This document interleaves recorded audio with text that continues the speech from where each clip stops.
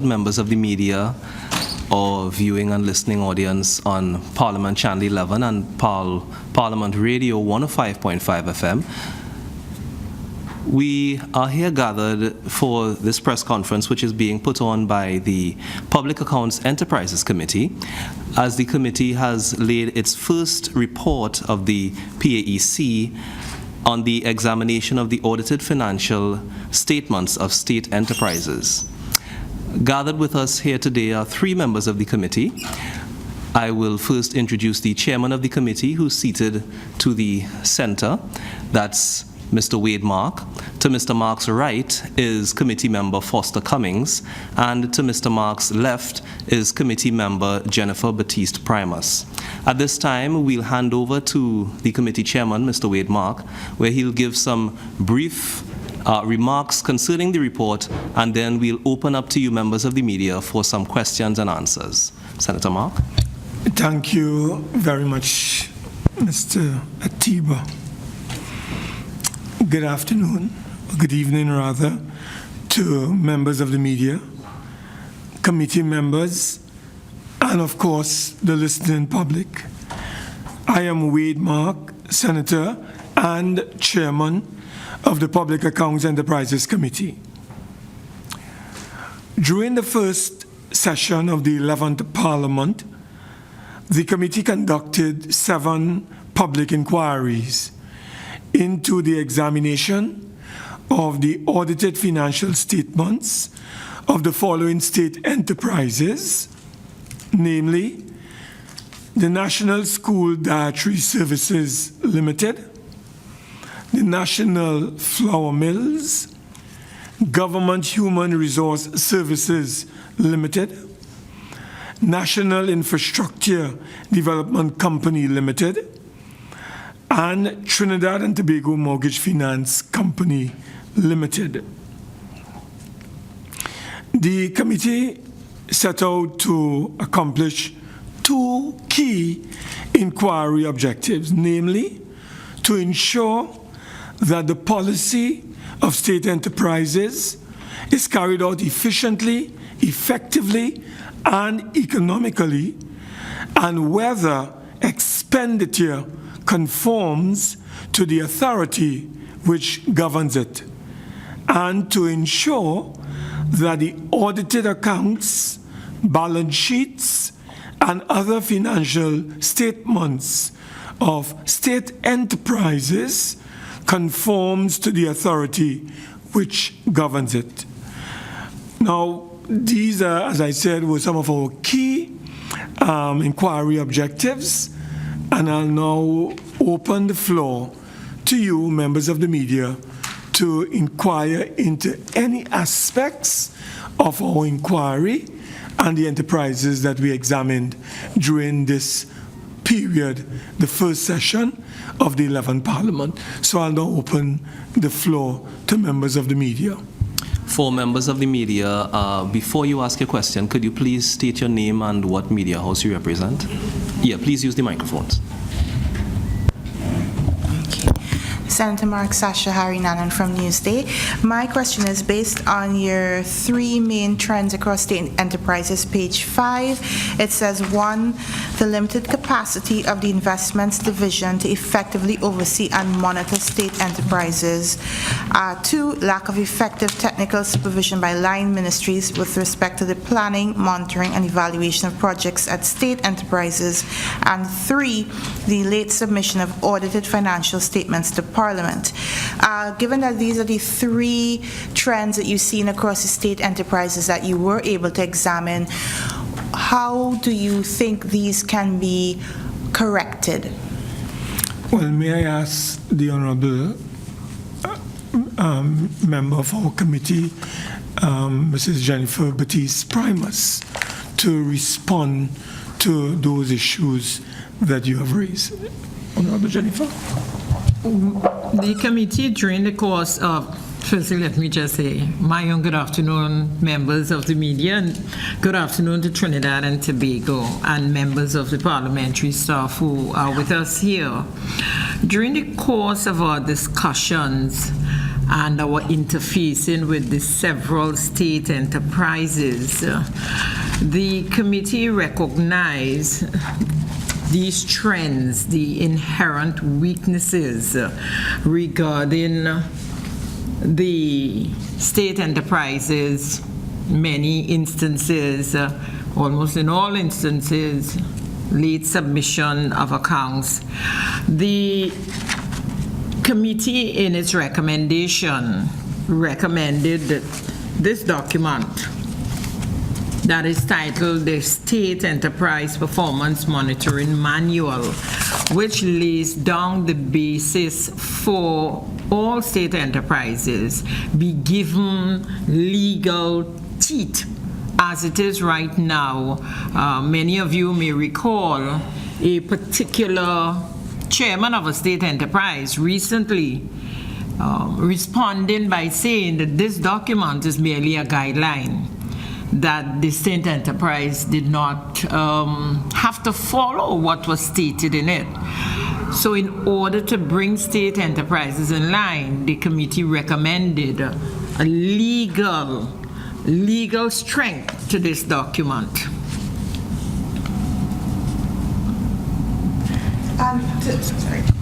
To actually achieve that legal strength, what is it? Something with Parliament? How do we actually achieve that? Well, actually, that is a matter that would have to be sent to the Attorney General for the framing, the necessary research to be done, and the approach.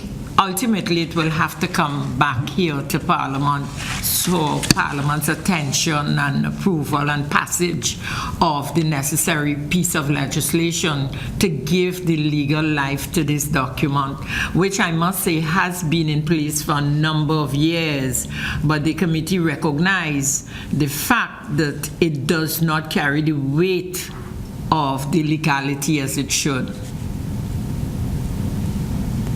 I know that you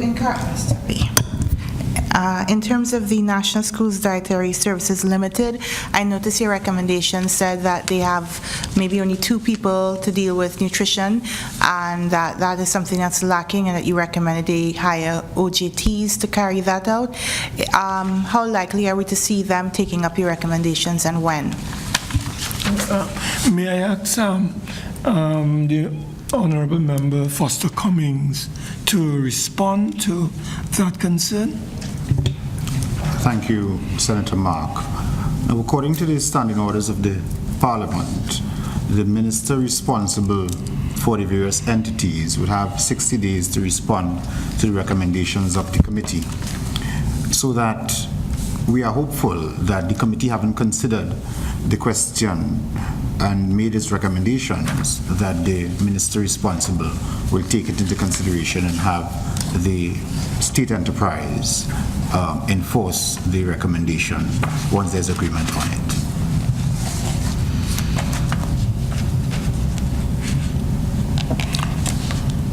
Yes. Good afternoon, Janine Brown from CNMG. One question, you said that there's no real legal standing, so now that we have seen that these were the 3 outcomes, what is in place to deal with it, if any? What measures are in place to deal with it, if any? Well, as Mrs. Jennifer Batiste indicated a short while ago, we have inquired, we have thoroughly examined those enterprises. Arising out of our examination, we have made findings and we have submitted recommendations for making those enterprises more efficient, more effective, and more economical in executing their mandate. Those recommendations are now to go to the relevant line minister, and under our standing orders, the line minister has within 60 days to respond to our recommendations and report back to the Parliament. So it doesn't appear as if we were engaged in a wasteful exercise. So the Parliament does have the authority to get from the minister what action measures he has taken, based on our recommendations, to make those enterprises falling under his jurisdiction more efficient, more effective, and more economical in executing their respective mandates. As an addendum to what the chairman has just pointed out, I just want members of the public to note that there are 79 state enterprises under the ambit of this committee, and we would have examined 7. And if you look at the executive summary, it would indicate to you that we were literally forced to engage in an exercise of examining the reports of these state enterprises dating back to 2008. We are in 2016. The only state enterprise that was somewhat up to date was Trinidad and Tobago Mortgage Finance Company Limited. And really, it makes nonsense of what we are trying to do. So we sit and we have to look at statements dating back to 2008. We are in 2016. How relevant? It's not relevant at all. What I can say is that the Honorable Prime Minister has issued an instruction that has become the cabinet instruction to all chairmen of state enterprises that they must obey the law. And the law states that within 4 months of the expiration of the financial year, that state enterprises must submit their administrative reports along with audited financial reports. And we intend to hold state enterprises chairmen accountable in terms of ensuring that they adhere to what the law requires. Annalisa Paul from Trinidad Guardian. Out of all the state enterprises that were identified and were looked at, the recommendations put forward, which one have you found needing the most assistance, 1? And 2, within that 60-day period that they've been given to respond, if they have not responded, what is the next step?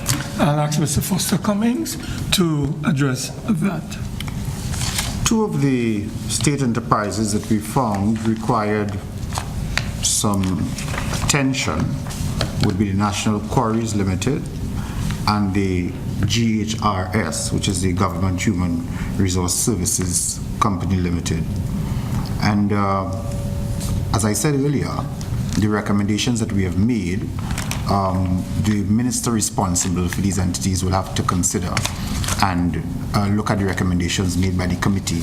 But in addition to that, let me just say that, as Member Primus pointed out earlier, the State Enterprises Performance Monitoring Manual we see as the benchmark to be used by these state enterprises. And once we get state enterprises to fall in line with the requirements of that manual, and once it eventually gets the legal teeth that we expect that it will, we certainly hope that some of the problems that we see coming up would certainly be a thing of the past.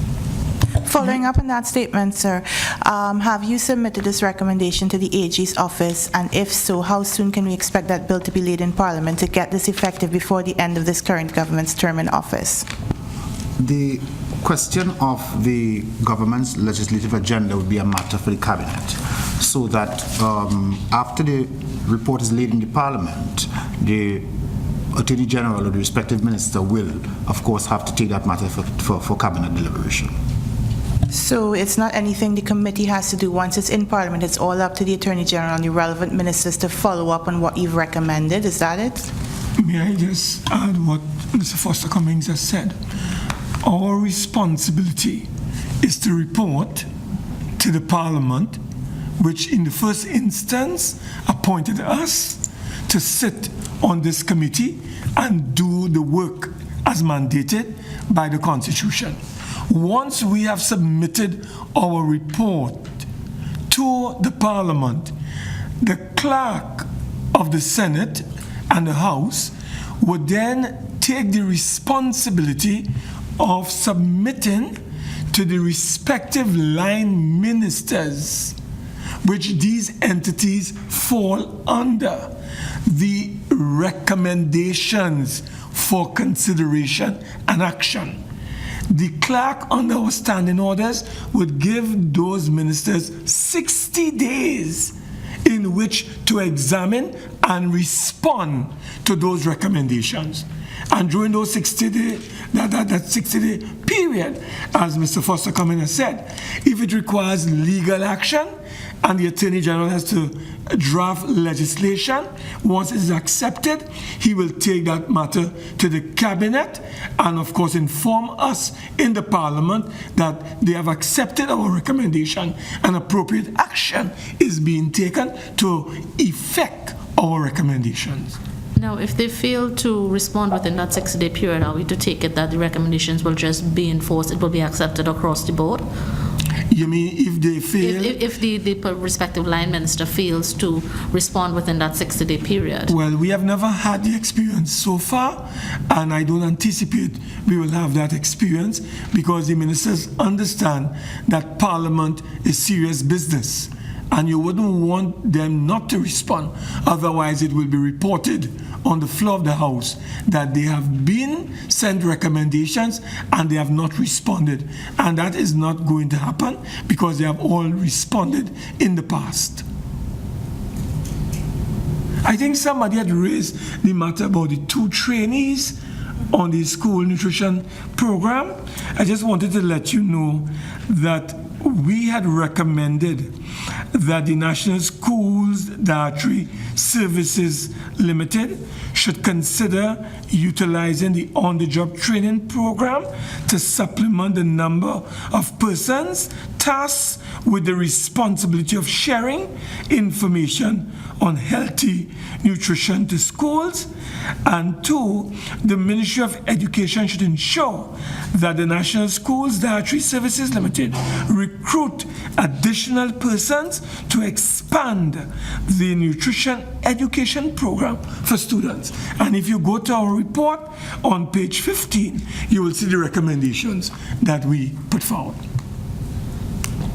Senator Mark, if you could tell us now who are some of the other state enterprises that are due to pay in the next session, and when is the next session due to start? Well, may I ask the Honorable Jennifer Baptiste Primus to address that issue?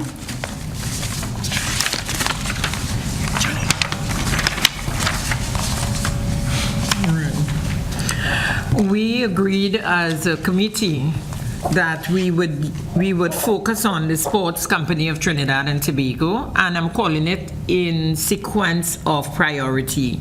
The Sports Company of Trinidad and Tobago, the Community Improvement Services Limited, the Community-Based Environmental Protection and Enhancement Program, popularly known as CPEP, Point Lisas Industrial Port Development Corporation Limited, Solid Waste Management Company Limited, and the National Gas Company of Trinidad and Tobago. So this new session would see the committee focusing on the work done by these state enterprises, and we will conduct, when necessary, we would conduct site visits and in order to familiarize ourselves with some of the operations of those enterprises to better able to understand whatever challenges those state enterprises might be experiencing and what are some of the possible solutions, and to engage with the management at that level. So we're going to have another very busy session of this committee. Pardon me? Sorry, when is the other session due to begin? On the 20th, is it the 21st? All we know, and we can relate to you, is that the first session of the 11th Parliament ends at midnight, the 22nd of September 2016. I cannot report to you when the Parliament is going to resume to start the second session of the 11th Parliament. But all I know is that the Parliament, the first session comes to an end midnight, 22nd of September 2016. Okay, we have time for one more question, and then we'll wrap up. Yes, and may I also remind you, I'm being reminded by the Honourable Minister, that we have a meeting of the Sports Company of Trinidad and Tobago, as was mentioned by the Honorable Minister, on the 21st of September, beginning at 10 a.m. in the morning, and it shall be going live. It's a special audit by the Auditor General on the operations of the Sports Company of Trinidad and Tobago. For that last question, can you just tell us what were some of the challenges you would have encountered during this first session? Well, some of the challenges that we would have encountered, as we indicated very early to you, is that we had In particular, the late submission of audited financial statements. That was a very important issue affecting us, and we outlined that issue for your consideration. We also looked at the limited capacity of the investment division to effectively oversee and monitor state enterprises, and of course the lack of effective technical supervision by line ministries with respect to the planning, monitoring, and evaluation of projects at state. Those are the main issues that we discovered. But there's one area I would like to leave you with that we have sought to tighten. Now, the Auditor General's power to conduct special audit of state enterprises seem to be somewhat vague in the law. So we have recommended that specific amendments be brought to the Exchequer and Audit Act to give the power to the Auditor General to conduct special audits into any state entity or enterprise whenever he or she chooses to do so. But the law must first be amended to give him that specific power. And might I add that the present focus of government ministers is to meet fairly regularly with chairmen of state boards to ensure that they are following the procedures as laid down in this state enterprises performance monitoring manual. So there will be very close monitoring of state enterprises through the various chairmen. With that, we have come to the end of our press conference for today. We'd like to say thank you to members of the media for coming out. Thank you to the members of the committee, and also thank you to our viewing and listening audiences on Parliament Channel 11 and Parliament Radio 105.5 FM. Have a good evening. Thank you very much, Thank you all members very of the much. media. Thank you very much.